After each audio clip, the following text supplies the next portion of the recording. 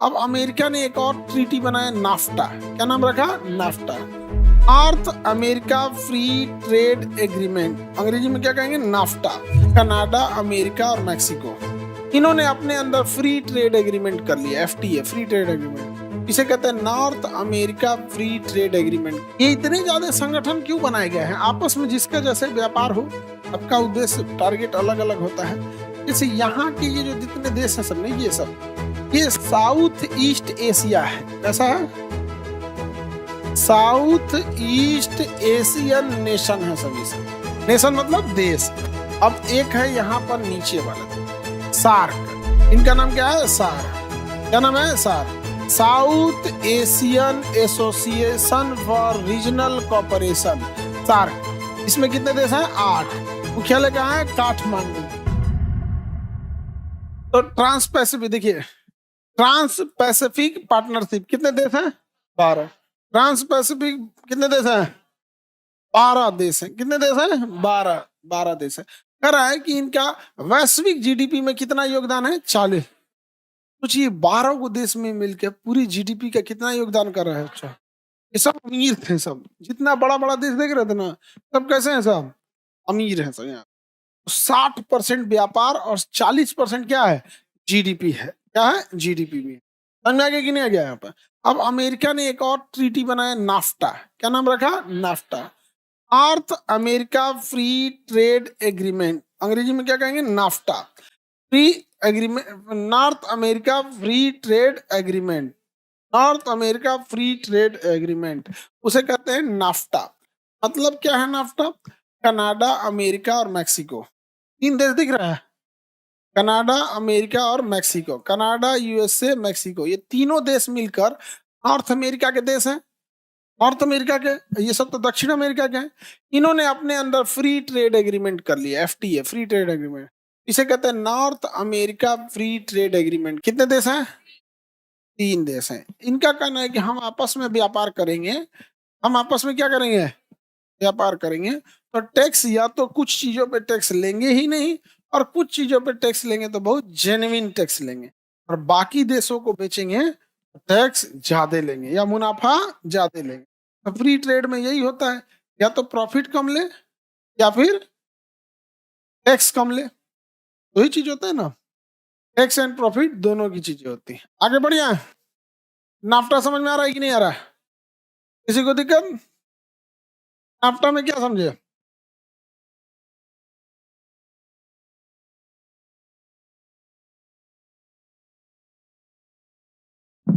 Technology में ये सब स्ट्रांग है सब।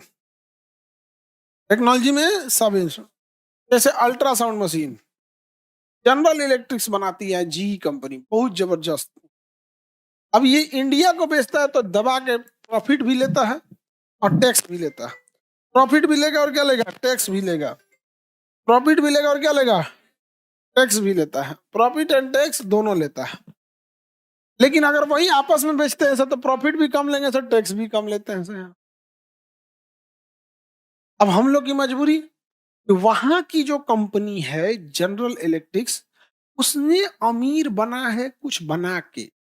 अभी हमारे यहाँ कावेरी इंजन भी जनरल इलेक्ट्रिक का ही कॉपी करके बन रहा है। तेजस में भी जनरल इलेक्ट्रिक्स का ही इंजन लगा हुआ है। हवाई जहाज में जनरल इलेक्ट्रिक्स का इंजन लगा होता है। जनरल इलेक्ट्रिक्स ने रिसर्च किया है, बनाया है, अपने यहाँ भी कंपनी है, बनीले है, कॉपी पेस्ट क्या किया है?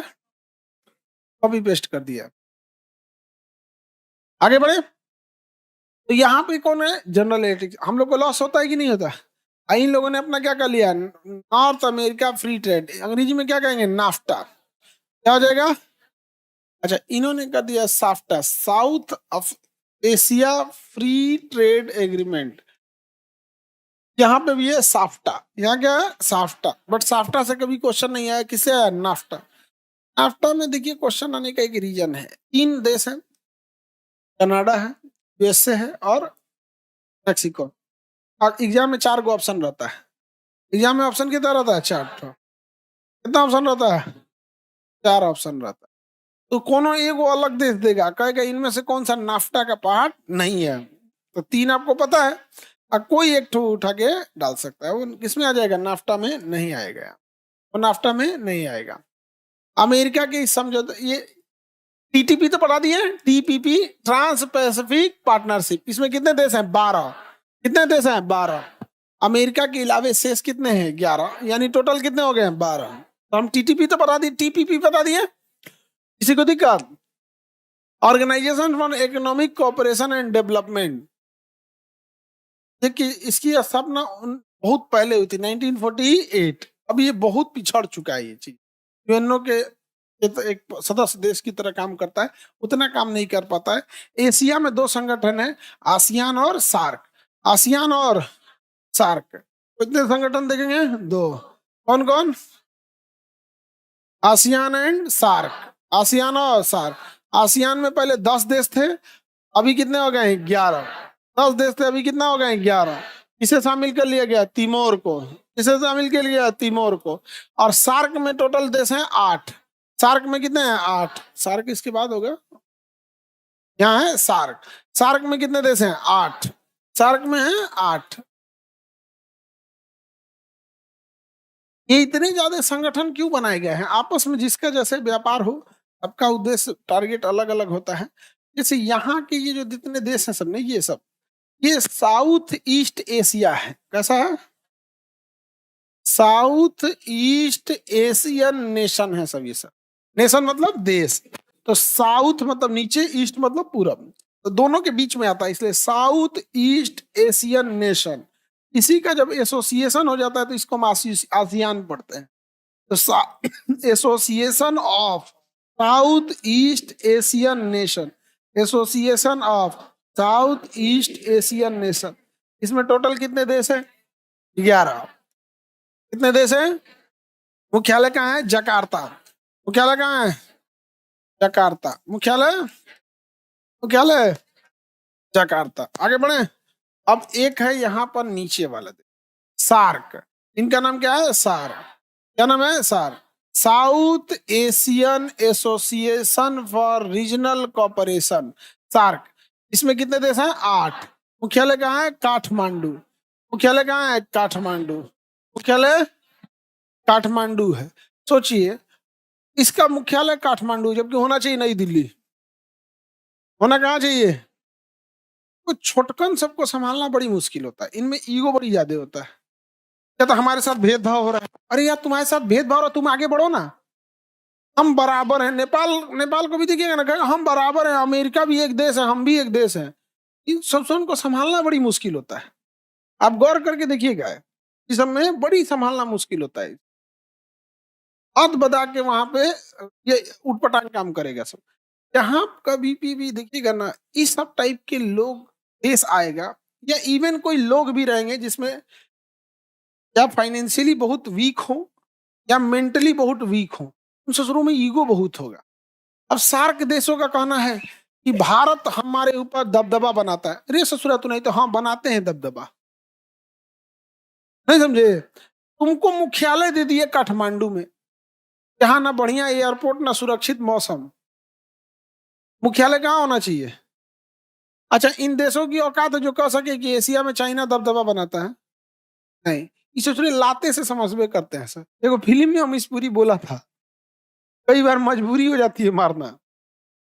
सोचिए, इंडिया को कहता है कि हमसे दबदबा दिखा रहा है, अमेरिका से नहीं कहता है। ये सब यही सार्क देश में, सार्क देश जो होता है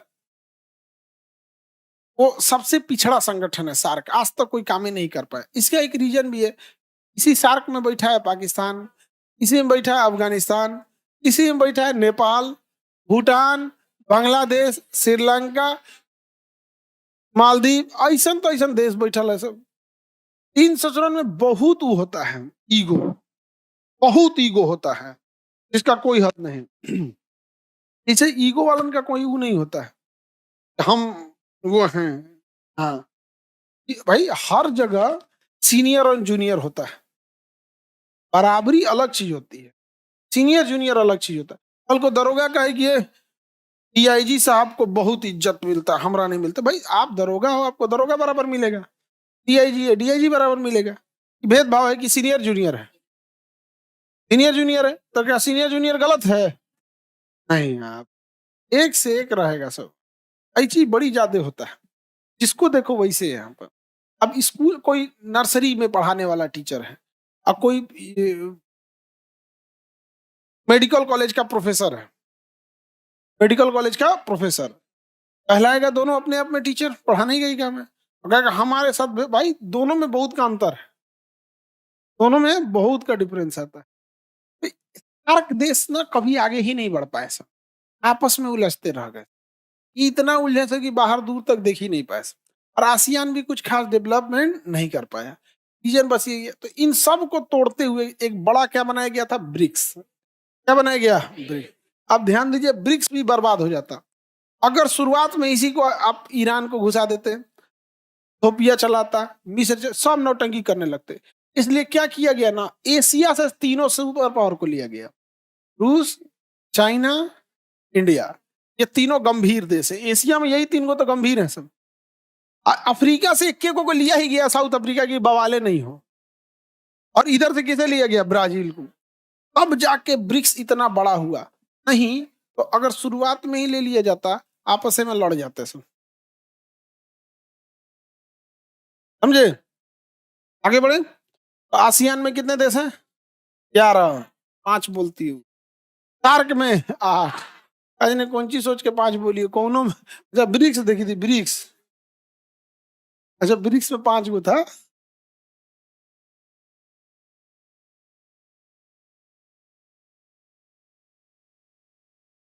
लेटर देख के बोली होगी। ब्रिक्स में देखी थी 5 ठो। Asia Pacific economic corridor. Asia Pacific से नाम समझ में आ गया? एसी प्रशांत महासागर के दोनों तटों पे बसे देश को क्या कहते हैं? Asia Pacific. क्या कहेंगे? Asia Pacific. शॉर्टकट में क्या कहेंगे? एपेक। क्या कहेंगे? एपेक। शॉर्टकट में एपेक। क्या फुल फॉर्म होता है? Asia Pacific economic corridor. Asia Pacific economic corridor. इसमें कौन कौन आएगा? प्रशांत महासागर के साइड के एरिया आएगा। प्रशांत महासागर में इस साइड में Japan, south Korea, Taiwan, China, Australia, New Zealand, Indonesia, ये सब। उधर से कनाडा, अमेरिका, मैक्सिको, इसमें आ जाएगा सब। Asia Pacific, Asia Pacific Asia Pacific economic corridor. मुख्यालय कहाँ है? सिंगापुर। बताइए आसियान का मुख्यालय? आसियान का जकार्ता। आसियान का सार्क का मुख्यालय? सार्क का मुख्यालय? सार्क का काठमांडू में है मुख्यालय। और एपेक का? सिंगापुर। एपेक का Asia Pacific economic corridor. APEC का कहाँ है? सिंगापुर। सार्क का कहाँ है? काठमांडू। सार्क का काठमांडू है। आगे बढ़े। नाफ्टा कितने देश हैं? 3। America, Canada, Mexico. कौन सा नहीं है? अरे कोई भी हो, तीनों के बाद कोई भी आएगा? नहीं आएगा। SAFTA, south association preferential trade agreement. ये क्या होता है? साफ्टा। क्या होता है? साफ्टा। क्या हो जाएगा? साफ्टा। ये साउथ एशिया का एक तरह से है। किसके अंडर काम करता है साफ्टा? या सार्क के अंडर में काम करता है। किसके अंडर में काम करता है? सार्क।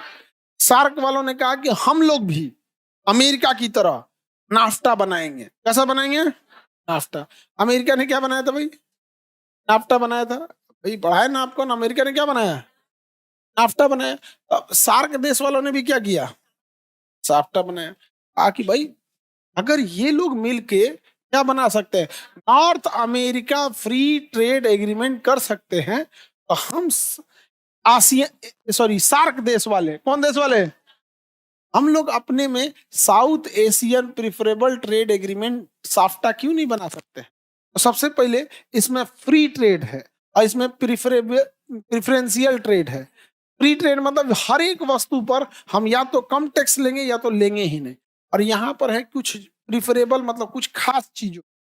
अब इन देशों में आपस में बॉर्डर डिस्प्यूट इतना है कि कोई एग्रीमेंट नहीं फॉलो कर पाएंगे। अफगानिस्तान पाकिस्तान में डेली लड़ाई चल रहा है। इंडिया पाकिस्तान हम लोग कभी, मतलब देखिए, जब भी लड़ाई बॉर्डर से होते हुए देश के नागरिकों के दिमाग में चली जाती है ना, अब वो नहीं निकलने वाला है। एपेक का मुख्यालय कहाँ था? सिंगापुर। ये ओपेक है। ये क्या है? ओपेक। क्या चीज है? ओपेक। ओपेक जो है इसका मुख्यालय जो है ये पेट्रोलियम है, Organisation of Petroleum Exporter countries.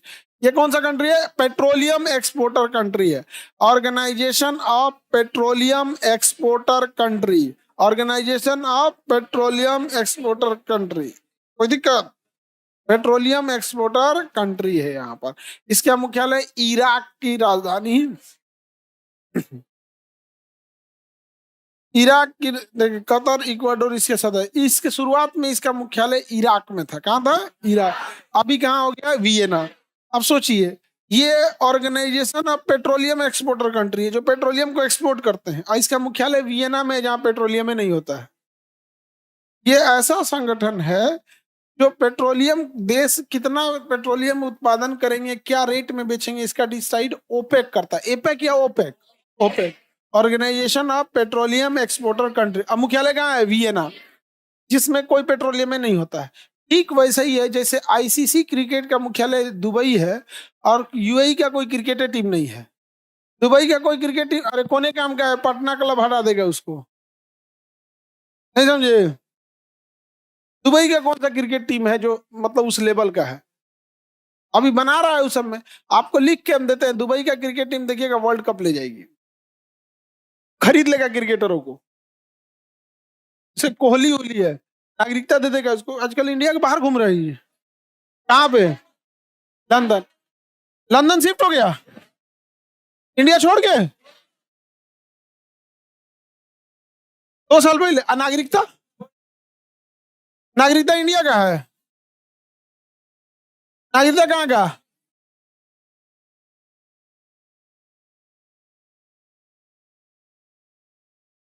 नागरिकता अभी इंडिया का है, खाली घर द्वार बना के लंदन शिफ्ट हो गया। मैच खेलने बसा था, फिर चल जाता। बाप, पता नहीं है, तो बहुत गड़बड़ बात। तो दुबई यही करने वाला है। जैसे ऑस्ट्रेलिया से जो बढ़िया क्रिकेटर रहेगा, दूगो ऑस्ट्रेलिया से लाएगा, एकदम खतरनाक टीम बनाएगा दुबई। ये सारी टीम इंटरनल हो रही है तो हम आपको बता रहे हैं, ऐसा कोई हाइपोथेटिकल बात नहीं बता रही। इस पे जमीनी वर्क चालू कर दिया। वो अपने 11 टीम को ऐसा रखेगा कि 11 धुरंधर बैट्समैन और बॉलर, कोई चीज की कमी नहीं हो। एक ऑस्ट्रेलिया में 2 को उठाएगा, 3 को पाकिस्तान से 2-4 को उठाएगा, इंडिया से, साउथ अफ्रीका से, केनिया से, जहां जहां जो जो टीम है उसमें, एक आध तो साउथ से, वेस्ट इंडीज से, न्यूजीलैंड से, जहां तहां से उठाएगा, अपने देश की नागरिकता देगा, क्रिकेट टीम बना लेगा। हो गया, दुबई ले जाएगा वर्ल्ड कप। आने वाले टाइम में आप देख लीजिएगा। पैसे पे हो ये रहा है तो क्या जाता है। अब क्रिकेट टीम कैसे होती है? जहां के नागरिक है उनकी टीम है। वेस्ट इंडीज तो कई देशों की टीम मिलकर वेस्ट इंडीज की टीम लड़ती है, नहीं लड़ती है। और इसकी शुरुआत कतर कर भी चुका है। कतर फुटबॉल टीम वालों में 2-4 को फुटबॉलर को अपने देश की नागरिकता दे दिया है और पैसा दे दिया था। जैसे कोई क्रिकेटर है और दुबई के पास पैसा की कमी नहीं हो, तो नाश्ता में फूक देते हैं 100 करोड़। किसी क्रिकेटर को 100 करोड़ देगा तो उतना अजब हाल है भाई। यहाँ 2-4 करोड़ लेके शराब दारू का प्रचार कर देते हैं।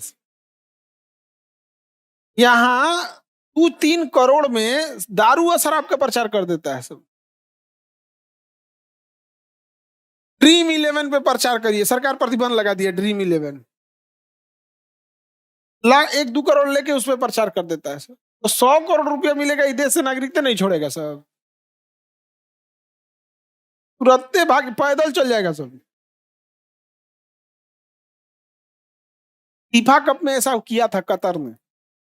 कतर ने फीफा कप में ऐसा कर दिया था, फुटबॉल का फीफा में ऐसा कर दिया था। आपने क्रिकेट नहीं है उसका। एक सऊदी अरब में ना क्रिकेट उतना फेमस नहीं है, सऊदी अरब में फुटबॉल फेमस है। मतलब दुनिया में भी ना फुटबॉल बहुत फेमस है और अपने यहाँ क्रिकेट फेमस है। फुटबॉल मेहनती लोगों का खेल है, सबको दौड़ना है, केवल गोलकी को छोड़ के, जो गोलकीपर है 2 को छोड़ के बाकी सब दौड़ना है उसमें। क्रिकेट में ना आराम का है थोड़ा सा। क्रिकेट में 11 में जो बैट्समैन है उसको रन लेने के लिए दौड़ना है, एक बॉलर को दौड़ना है और मैक्सिमम 2 प्लेयर को फील्डिंग के लिए दौड़ना होगा। एक और गया 2 को दौड़ गया, क्या 11 दौड़े पकड़ा हो, ऐसे नहीं ना। जैसे मान के चलिए मिड ऑन में गया मिड ऑन में गया तो मिड ऑफ वाला पीछे से कहेगा, देखेगा इसे, अक्का छूट गया, दूर पगला कहीं दूर है, खाली यही से गरियाएगा उसको बैठ बैठ, बाकी सब देखेगा सब ना। तो क्रिकेट में आप ना अल्टरनेट करके रेस्ट कर सकते हैं, रेस्ट कर सकते हैं, नहीं समझे। अब जैसे कीपर है तो उसको ज्यादा भाग दौड़ नहीं करना, लेकिन उसको कंसंट्रेशन का है, जिधर बॉल गया या तो उधर दौड़ेगा, खूब से खूब 2 गो दौड़ जाएगा, एक इधर बैकअप में सब नहीं, अल्टरनेट करके आप क्या कर सकते हैं, आराम कर सकते। अब फुटबॉल में अरे बाप रे बाप, तेज दौड़ो या धीमा दौड़ो दौड़ो। तो जो भी गर्म जलवायु वाले देश हैं जहां गर्मी ज्यादा पड़ती है, वहां स्टेमिना नहीं रोक सकते हैं आप। ऑलरेडी इतना गर्मी पड़ रहा है और उसमें से दौड़िएगा तो डिहाइड्रेशन हो जाएगा। इसलिए फुटबॉल देखिएगा वहीं ज्यादा प्रचलित है, यहाँ ठंड पड़ता है। और करके देखिए पूरे यूरोप में फुटबॉल का प्रचलन है, क्यों, ठंड पड़ता है, दौड़ेगा तो एनर्जी भी आएगा, खेल भी रहा है यहाँ पे। तो यूएई अपना लेके आएगा। तो बताइए ओपेक देश जो है इसके पास पेट्रोलियम है, ओपेक के पास पेट्रोलियम है नहीं, कोई पेट्रोलियम, मतलब ओपेक के पास पेट्रोलियम है लेकिन जो इसका मुख्यालय है वियना, वियना के पास पेट्रोलियम नहीं है। अरे तू भी लोग भी कर रहा ओपेक का, दुनिया में सारा पेट्रोल किसके पास है, ओपेक, लेकिन इसका मुख्यालय कहाँ है, अब वियना में किसी भी तरह का पेट्रोलियम है नहीं है। ओपेक में कितने देश, 13।